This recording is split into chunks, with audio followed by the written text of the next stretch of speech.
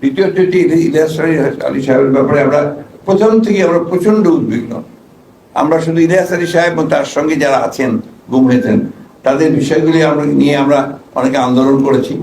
আমরা আপনার human rights যে আপনার কমিশন আছে বিদেশে, অর্থাৎ ইউনাইটেড নেশনসের, তাদের কাছে আমাদের প্রেজেন্টেশন গেছে এবং দিয়েছি। ইতিমধ্যে তাদের একটা কমিটিও এসছে, আমার মনে হয় ভাবি জানেন বোধ হয়। হ্যাঁ, হিউম্যান রাইটস এর ওদের কিন্তু আপনার ইউএন থেকে একটা ইনভেস্টিগেটিং টিম এসছে ইতিমধ্যে।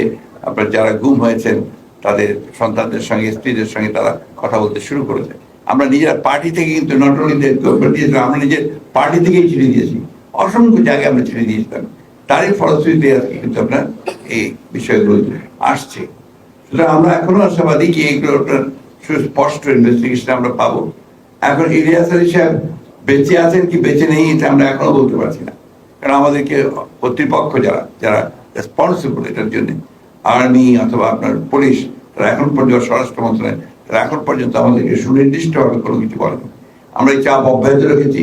আমরা পরিষ্কারভাবে জানতে চাই যে ইলিয়াস আলী আমাদের মধ্যে আছেন কি নেই, কারণ তার পরিবার এখনো সেই জিনিসটা না জানার ফলে তারা যে তাদের একটা রিলিজিয়াস ব্যাপার আছে, তাদের সাংসারিক ব্যাপার আছে, তাদের বৈষয়িক ব্যাপার আছে, সেগুলো কোনোটাই তারা সমাধান করতে পারছেন না।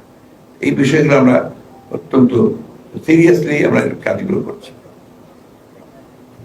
যে আমরা এই সরকারকে সমর্থন করেছি। 2 নম্বর নির্দেশনা ছিল আমাদের, যেটা সাথে যে এই সময়ে এই গণতন্ত্রের বিরুদ্ধে যে শক্তি, সেই শক্তি বিভিন্ন জায়গায় বিভিন্ন সমস্যা তৈরি করে এই বিজয়কে নস্যাৎ করার চেষ্টা করবে, তাদেরকে প্রতিরোধ করতে হবে। 3 নম্বর হচ্ছে যে সেই সময় আপনার একটা সাম্প্রদায়িকতা সৃষ্টি করার চেষ্টা হয়েছে এবং সংখ্যালঘু সম্প্রদায়কে অত্যাচার করা হচ্ছে, এই ধরনের একটা আপনার ন্যারেটিভ তৈরি করার চেষ্টা করা হয়েছে। যেটা আমরা বলেছি পরিষ্কার যে আমরা প্রতিটি ওয়ার্ডে, ইউনিটে আমরা আমরা যেটাকে বলি যে আপনার কমিটি তৈরি করেছিলাম এগুলো প্রতিরোধ করার জন্য। দেখেন 1 দিন 2 দিন তারা এগুলো বলতে পেরেছে, এখন কিন্তু আমরা সব জায়গা থেকে আবার স্থগিত হয়েছে, এখন আর এই ধরনের কথা কেউ বলতে পারছে না। আর কিছু কিছু জায়গায় গোলযোগ সৃষ্টি করার যারা চেষ্টা করছে, এরা কেউ বিএনপির লোক বলে আমি মনে করি না, এরা নিশ্চয়ই সন্ত্রাসী, দুর্বৃত্ত। আমার অনুরোধ থাকবে আপনাদের সকলের কাছে, তাদেরকে ধরিয়ে দিন, আমরা তাদের ভিতরে ব্যবস্থা নেব।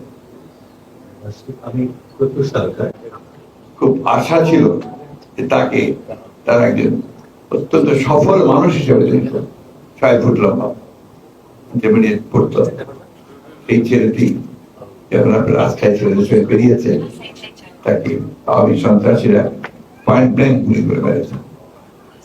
এটা একটা না, অসংখ্য ঘটনা আমরা দেখলাম। সেই প্রতিকার যেন প্রতিষ্ঠিত হয় এবং আমরা আমাদের নিজেদেরকে যেন গড়ে তুলতে পারি, সেই ধরনের একটা সমাজ, সেই ধরনের একটা রাষ্ট্র যেন আমরা নির্মাণ করতে পারি, এটাই হওয়া উচিত আমাদের সকলের উদ্দেশ্য।